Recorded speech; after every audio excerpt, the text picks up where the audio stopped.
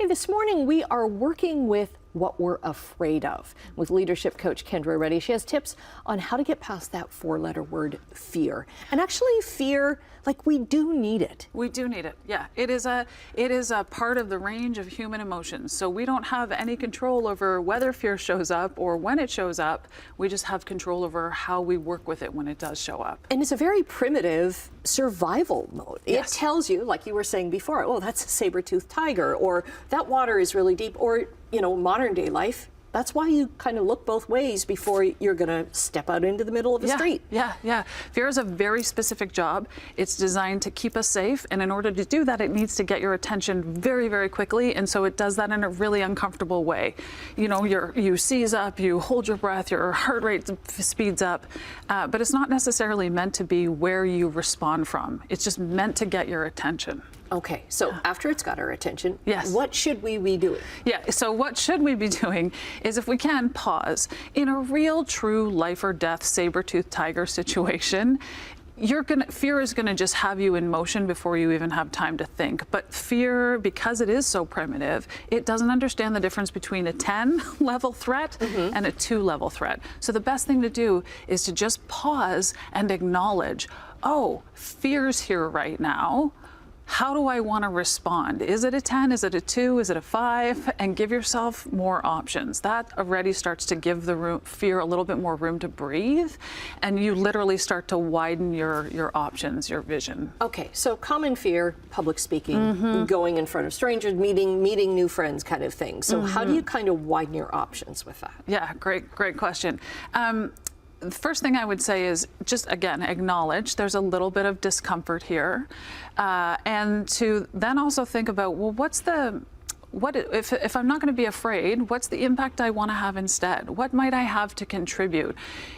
A great way to overcome fear or to work with fear is to start hanging out with a part of yourself that doesn't live there. Okay. Yeah. So where in me, even if it's just one tiny little cell, where is courage right now? How can I breathe into that? How do I bring that more online? But we typically think, oh, I have to meet someone new, or I have to give up public speech. I'm so scared. I'm so scared. I'm so scared. And we heighten the fear and we keep it close to the surface. Yeah. And then that's where we're trying to push through the fear and conquer your fears and force through it. That creates dissonance inside of us, and so we abandon ourselves.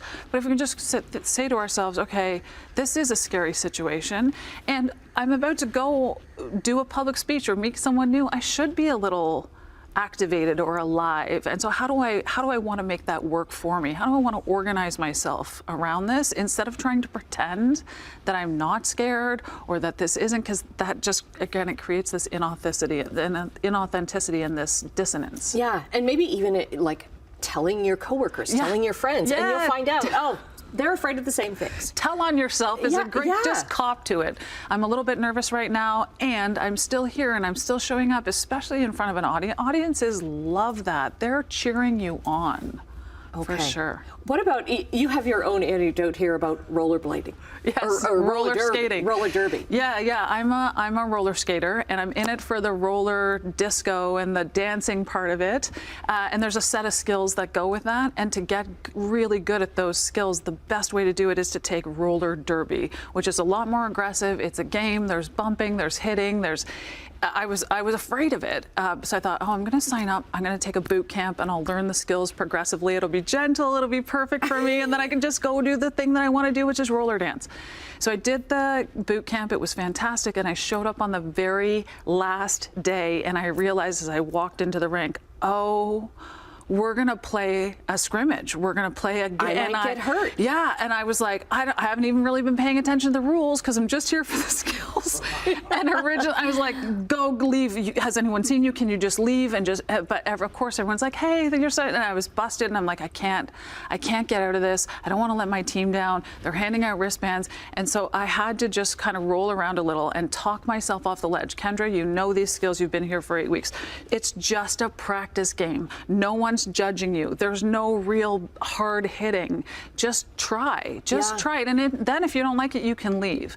And it turns out I tried it. It was great. And I actually kind of love derby now. Yeah, I think I have to play more. It's so funny, right? Like the things that maybe you're most afraid of. I was terrified of water. Finally, in my 40s, took swimming lessons. Now I love it. But man, it was a very slow progression. Yeah. If we just sit with the fear without really acknowledging it, but we're listening to it, that water's really deep, you can't do this. It exacerbates everything and it holds us back. Yeah. But we listen to it so unconsciously so often. So it's a bit of a mindset shift and an energy shift. Okay. Great tips there. We'll get your links up on our website, Thank you. chch.com/morninglive.